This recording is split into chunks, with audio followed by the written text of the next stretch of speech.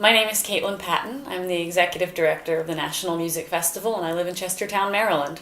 The festival is a 501c3 nonprofit, and like many nonprofits, we are funded primarily by individual donations. We're so grateful to all of the people who have been incredibly generous in supporting the festival.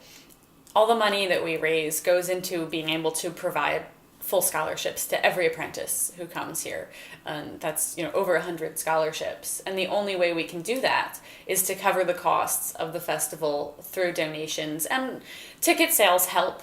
As with any arts organization, they do not pay all of the expenses, but it's certainly revenue that we're very grateful for. We have not been eligible for most grants so far because we are such a young organization.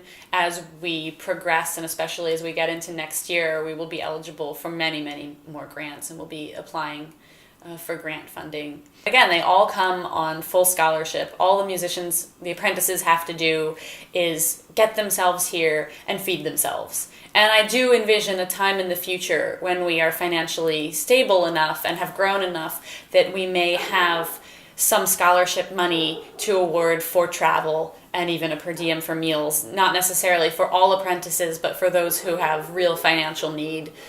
Because there are some who maybe can't afford to attend because they live in, on the West Coast, say, and they can't afford the airfare to get here, but even with the scholarship. So we hope that we can do even more to help the musicians in the future. A lot of people ask me, where do the musicians stay? We're bringing well over 100 musicians to town from all over the world. And the answer is they stay in your homes. They stay with members of the community, most of them. We do have a number of musicians who stay in the dormitories at Washington College as part of our partnership with them. That's one of the things that they're kind enough to provide us. But the majority of the musicians are staying in private homes. And it's exciting for them to be able to come to this beautiful, historic, rural town and stay with a family. Many of them have lived in dorms or are living in dorms where they're studying, and it's nice for them to get away. It's almost like a working vacation, although I stress that they are working very hard. We've been called boot camp for the Beethoven crowd, and it's true. They are playing pretty much from morning till night every day. It's a very intense experience.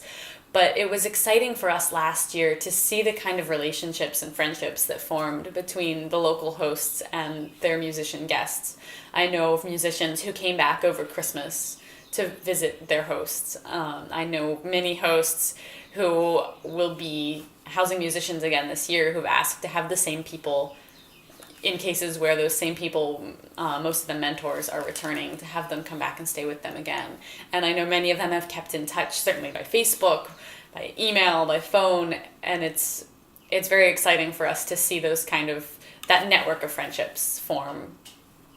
I do think that there is a very strong economic impact on the town and the county and the area that the festival brings, because we are bringing, again, well over 100 musicians are coming to town.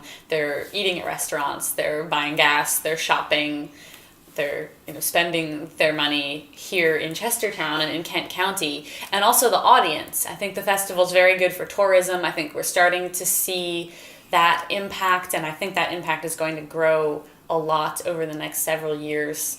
We'll, I think, every year be bringing more and more people to the festival as audience members from Baltimore, from Philadelphia, from Washington, D.C., from New York, and from farther afield. We've had people come from California last year to come to the festival. So it's great for the lodging businesses as well.